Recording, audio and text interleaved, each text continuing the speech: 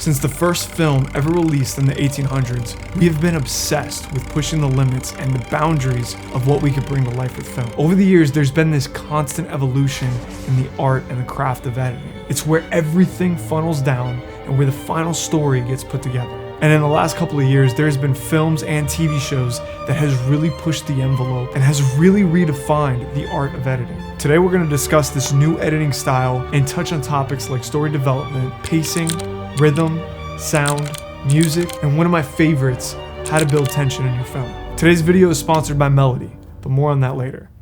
So if we take a look at all the greatest movies across time, besides the technology, there's one aspect of editing that has drastically changed. And what I'm talking about is pacing. The pacing of a film can be determined by a lot of factors. The speed of which a plot moves, the length of dialogue, camera, movement, and even sound. If we take a look at a historically great film like The Godfather, for example, today in 2024, you'll notice that the pacing of this film is extremely slower than what we're used to. You know, the long drawn out pauses, the dialogues, the intense stares, all of this could easily make someone today lose interest. But what has happened is that over the years, our attention spans have drastically shortened, and they continue to shorten every day. We have developed this need to receive information faster, and this has heavily affected the craft of editing. If we take a look at the TV show The Bear, you'll notice that they are constantly pushing the pace of their scenes with quick, fast cutting and showing you all kinds of subliminal plot points in a fast but digestible way. This has definitely shown us a new way editors can hijack your eyes and allow the viewers to receive and process information. In fact, the editor said it herself that their goal was to cut a 10-minute scene down to just 3 minutes. I think originally those scenes were like 10 minutes long or something, and Chris was like, can we do it in 3? And what The Bear does that's overwhelmingly intriguing is that it drops you right in the middle of the story without the stereotypical intro where you show a character and set them up on their journey. They drop you right in the middle of the action and make the audience figure it out. Yo, 25 pounds? 25, no, I ordered 200. Now, taking all of this into consideration, you have to ask yourself what information is needed to be able to give the viewers just enough to understand what is going on without spoon-feeding them all of this information with cheesy subtext. This is your brother's house, okay? Yeah, remember? I was running it fine without you. Why didn't you leave it to you then? This editing style is not only a great way to keep your viewers on high alert, but it's also a great way to make them pay attention and care about what's actually happening in your film. Another great way to control the pacing of your edit is by movement. The editor is very intentional about when to use movement or shaky camera shots to build tension and anarchy. Like, that was a visual language that Adam and I talked about as like this burst of energy. But as quickly as they give you this jolt of anxiety and anxiousness, they also know how to come to a halt and have this reflective moment that draws you in and makes you care about the characters. And this is such a great way to give a lot of dynamic to your edit and the pacing, and makes them lean in and start to try and understand what they're watching. Now, one major component to pacing is sound. And of course, music choice is so important when it comes to setting the pace and building the world of your film. And that's why I use a music library called Melodie. Melodie is an awesome music licensing solution that provides authentic music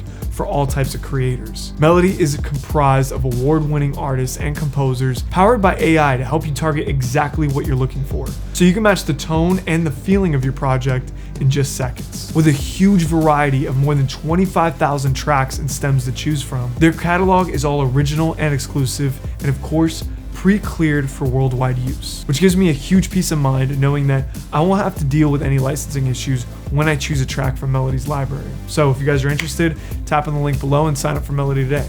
Now, when it comes to music, The Bear uses a wide range of artists and compositions to help push the tension and the anticipation of a scene.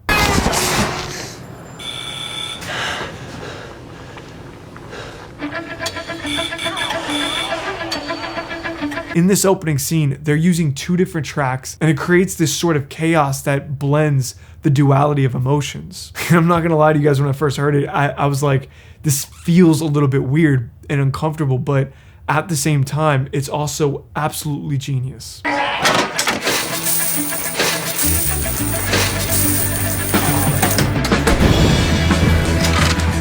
And the editors do a really great job at using the rhythm and the timing of the music, almost like a metronome for the cutting of the edit. And it really feels like the music starts to dictate how this edit and this montage evolves. But the music isn't the only thing that they do to build this overwhelming tension in this scene. They do a fantastic job at finding the right pockets to showcase and intensify each moment with sound design.